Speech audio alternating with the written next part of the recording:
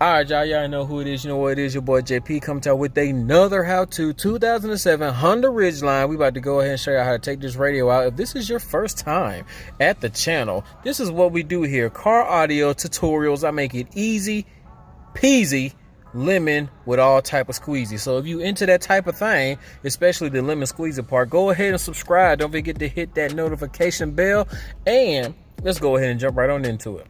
All right, y'all, so this is actually my first time taking this radio out. But you know it ain't no pressure. But first thing we want to do is put that key in. Take that thing to the lowest position, because we are going to have to take this whole thing out. If y'all are familiar with like the Chevy Silverados, how the whole dash thing comes out, that's exactly what this is going to be. Everything, I'm assuming, is held in by them good old clipperoos. Notice this thing is really tight on the sides and the edges right here, and it goes all the way to the back. So what I'm gonna do is I'm gonna take my panel removal tool, come on the inside. Oh, get a little leverage right there. Pop them clips off, and now I can boom. Yeah.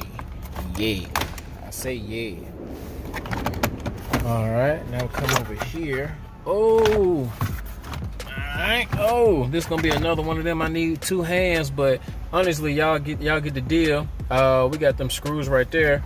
Let me put this down, because I can't do it with one hand. All right, so what I'm gonna have to do, I'm gonna reach behind here, take out these harnesses, and see if I can't make some shake. I'm gonna make some shake.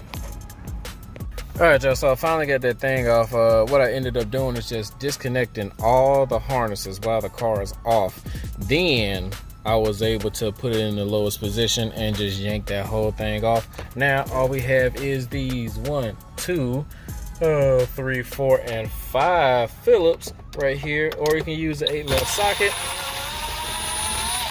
Even though I'm using Phillips, I prefer 8mm socket for that same reason. My 8mm socket has a magnet tip on the end, so I don't lose the dang screws, because if you know me, I lose screws all the time. All right, so now that we got all that, now we got that out, get to take this big old radio out. Jesus, that thing takes up a lot of real estate.